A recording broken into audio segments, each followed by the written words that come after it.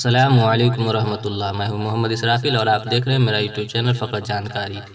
ناظرین اکرام، سوال ہے شب برات کیا ہے اور اس کی شرعی حیثیت کیا ہے؟ وضاحت فرمائیں۔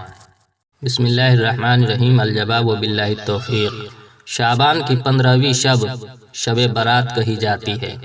یہ مبارک رات ہے۔ اس رات میں جو کچھ تقدیر میں لکھ رکھا ہے اس کی تجدید ہوتی ہے۔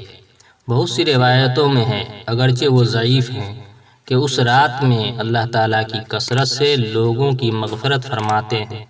اسی لیے یہ لیلۃ البرات کہلاتی ہے کہ اللہ تعالیٰ اس رات میں اپنی رحمت سے لوگوں کو گناہوں سے بری اور پاک و صاف فرما دیتے ہیں۔ اس رات میں دعا بہت قبول ہوتی ہے، مگر ایسے 3 مسلمانوں کی دعا قبول نہیں ہوتی جو آپس میں بول چال بند رکھتے ہیں، یا جو لوگ شراب کے عادی ہیں، یا جو لوگ ٹخنوں کے نیچے پاجامہ وغیرہ پہنتے ہیں۔ ان کی دعا کو اللہ تعالیٰ قبول نہیں کرتا ہے۔ اس رات میں اللہ کی عبادت کرنا، تسبیحات پڑھنا، ذکر کرنا، دعائیں کرنا بہتر ہے۔ بس یہ فضیلت اس رات کی ہے۔ آپ کی ہمت ہو گھر میں بیٹھ کر تنہائی میں اللہ کو یاد کر لیں، دعائیں مانگ لیں۔ اس میں کوئی کام ہمارے لیے فرض یا واجب نہیں کیا گیا ہے۔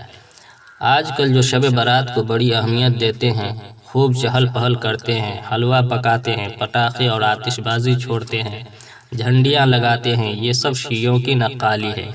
ان کے یہاں یہ سب ان کے امام غیب کی پیدائش کا دن ہے، اس لیے خوشی میں وہ پٹاخے چھوڑتے ہیں، حلوے بناتے ہیں، اس رات خوب چہل پہل کرتے ہیں۔ ہمیں ان خرافات میں ہرگز نہ پڑنا چاہیے۔ واللہ اعلم بالصواب۔ مستفاد دارالفتہ، دارالعلوم دیوبند۔ جواب نمبر 37513۔ ناظرین کرام، امید کرتے ہیں کہ آپ جواب سے مطمئن ہو گئے ہوں گے، تو آپ ہمیں کمنٹ باکس میں ضرور ہاں یا نو میں لکھیں، اور اگر آپ ہمارے یوٹیوب چینل پر نئے ہیں تو سبسکرائب کر کے بیل آئیکن دبانا نہ بھولیں۔ بڑی انگریزی کے بعد ایسے نئے مسائل ملتے ہیں، اس لیے اپنے دوستوں تک بھی شیئر کر دیں۔ پھر ملتے ہیں اگلی ویڈیو میں انشاءاللہ، جب تک کے لیے والسلام علیکم ورحمۃ اللہ۔